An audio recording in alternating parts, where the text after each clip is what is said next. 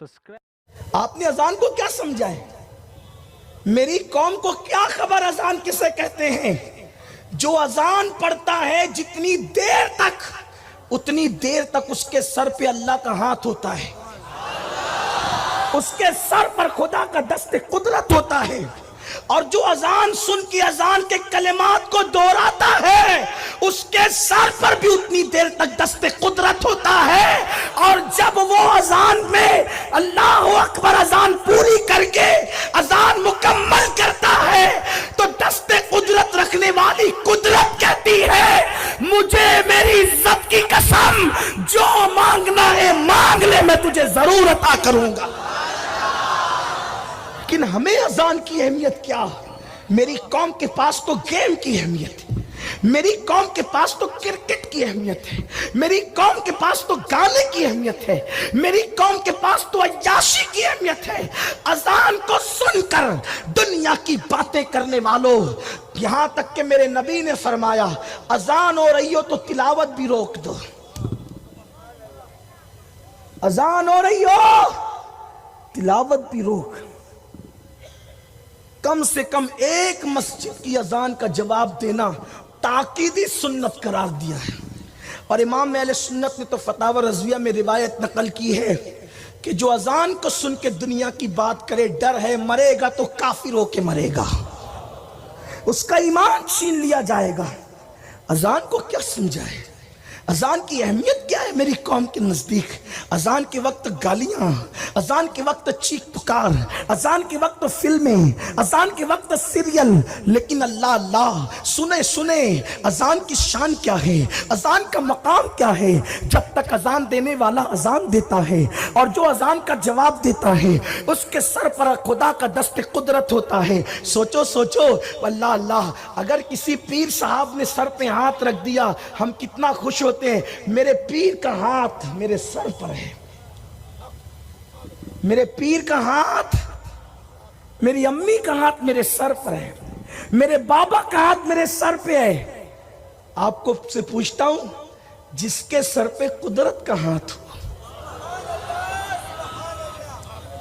جب تک مسلمان اذان کی تعظیم کرتا رہا، جب تک مسلمان اذان کا جواب دے کر دست قدرت سر پہ رکھواتا رہا، یہ تو قدرت ہی جانے کہ وہ کیسے رکھتا ہے، اس کی شان رکھنے کی کیا ہے یہ تو اللہ ہی جانتا ہے، لیکن بہرحال حدیث میں ہے کہ وہ دست قدرت تمہارے سر پہ رکھتا ہے۔ یعنی جب تک تم اذان کا احترام کرتے تھے، اذان کی تعظیم کرتے تھے، اذان کے وقت اٹھا توڑا بھی زمین پہ رکھ دیتے تھے، مارتے نہیں تھے کیونکہ تمہیں اذان کا جواب دینا ہے، پانی زمین پہ رکھ دیتے تھے، حالانکہ رکھنے کا حکم نہیں ہے لیکن رکھ دیتے تھے احترام اذان میں، چائے رکھ دیتے تھے احترام اذان میں، لقمہ روک دیتے تھے احترام اذان میں، اور جواب دیتے تھے، اور قدرت کا دست قدرت تمہارے سر پہ ہوتا تھا۔ تو بیت المقدس میں مسلمانوں کی لاشیں خاک و خون میں اس وقت نہیں تڑپتی تھی،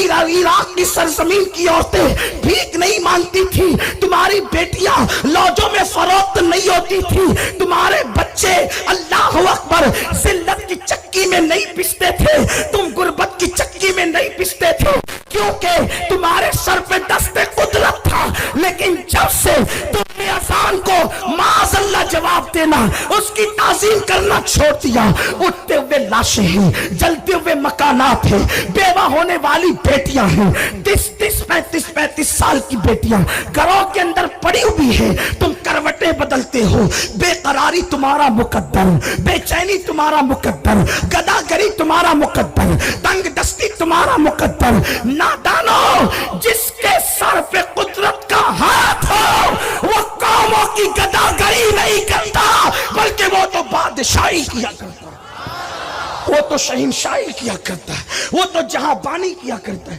آپ کیا سمجھتے ہو گولیاں چلانے سے حکومتیں ملتی ہے؟ آپ کیا سمجھتے ہو چاپلوسیاں کرنے سے حکومتیں ملتی؟ ارے اب تو تم نوکری بھیک کے طور پہ مانگ رہے ہو، پہلے مسلمان نوکری کو عیب سمجھتا تھا اور آج مسلمان نوکری مانگ رہا ہے، ریزولیشن مانگ رہا ہے۔ کتنا سچ کتنا غلط یہ اہل سیاست جانے، میں کچھ نہیں، اہل سیاست جانے، کچھ نہیں کہتا، لیکن ہم نوکر بننے آئے تھے، ہم نوکر بننے آئے تھے، ہم بادشاہ بننے آئے تھے، ہم تاجدار بننے۔ اور آپ کو بتاؤں، نام بڑے بڑے ہو گئے، اونچی دکان پھیکے پکوان، نام نہیں ذات بڑی کرو ذات، اپنی ذات بڑی۔ ذات بڑی کیسے ہوتی پتہ ہے؟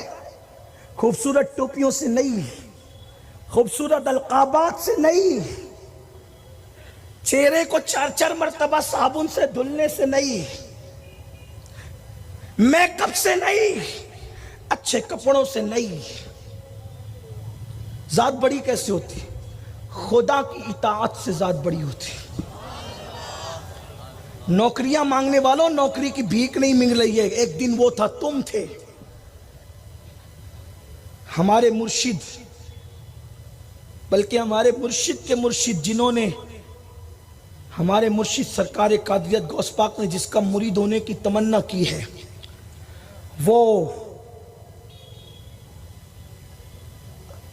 اللہ کا شیر ہندوستان میں، جس کو غوث پاک نے ہندوستان میں اللہ کا شیر کہا ہے، لاہور کا تاجدار، قطب الاقطاب، فرد الافراد، سید داتا علی ہجوری جلابی رحمت اللہ علیہ، انہوں نے اپنی کتاب کشف القلوب میں کشف المحجوب میں لکھا، کشف المحجوب میں کیا مزے کی بات لکھی،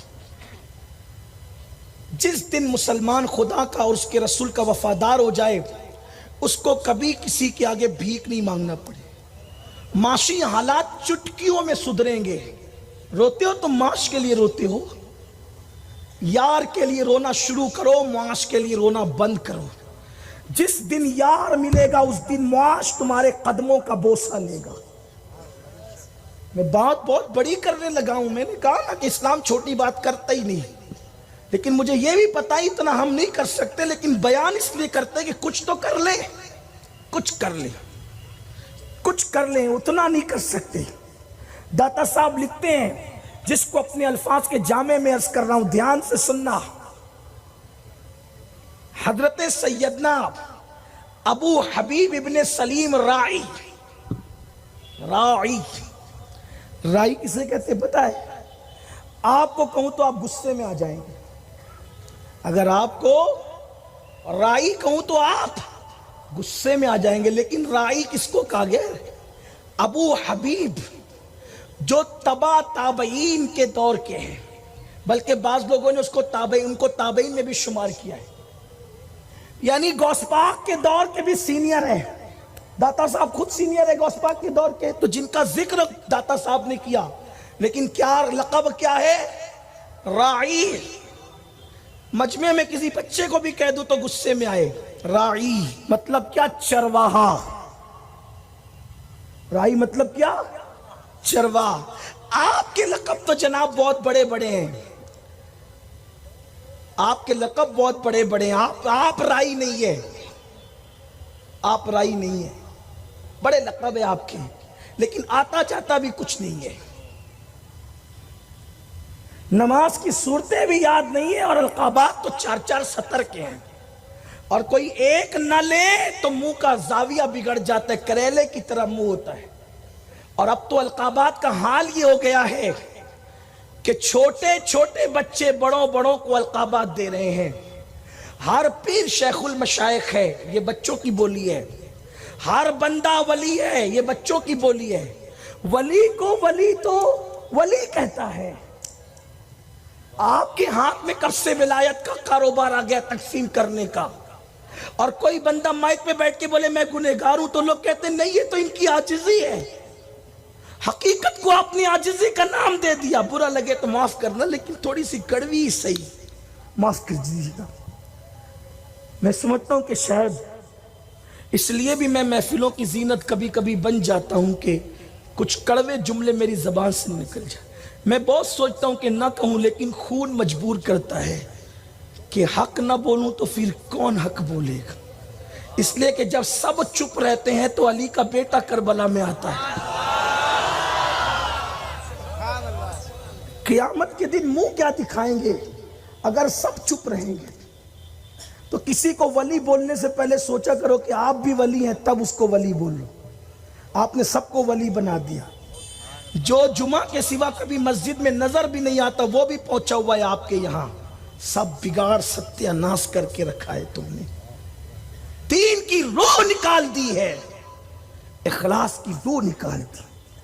نمائش کے سوا ہے کیا اپنے پاس؟ حضرت ابو حبیب رائی، اور رائی نہ کہوں تو لوگ پہچانیں گے بھی نہیں ان کو، یہ ان کی شان ہے۔ رائی چرواہا، کاروبار تھا، بکریاں چراتے تھے، بھیڑیں چراتے تھے۔ ایک مرید گزرا تو یہ بھیڑیں اور بکریاں ان کی چر رہی تھی، اور ان بکریوں پر بھیڑیا پہرا دے رہا تھا۔ ان بکریوں پر بھیڑیا پہرا دے رہا تھا۔ مرید نے دیکھا تو آگے بٹی رہ گئی۔ انہیں سوچا کہ یہ بکریاں کس کی ہے جس کو بھیڑیا پہرا دیتا ہے؟ تم کہاں دشمنی کی بات کرتے ہو؟ تمہارا کوئی دشمن نہیں ہے اگر تم خدا کے دوست بن جاؤ۔ کوئی دشمن، یہ جو آنکھیں نکال رہے نا تمہاری جوتیاں سیدھی کریں گے، خدا کی عزت کی قسم۔ خدا سے صلح تو کرو۔ راتوں کو گیم دیکھنے سے اللہ سے صلح نہیں ہوگی، سمندر کے کنارے جا کے عیاشیاں کرنے سے اللہ سے صلح نہیں ہوگی، زنا کے مناظر دیکھ کر خدا سے صلح نہیں ہوگی، زبان کو گندی کرنے سے خدا سے صلح نہیں ہوگی۔ اللہ سے صلح ہوگی تو اپنی آنکھوں پر حیا کا پہرا بٹھا کر صلح ہوگی۔ خدا سے صلح ہوگی تو زبان پہ سچائی کو لا کے صلح ہوگی۔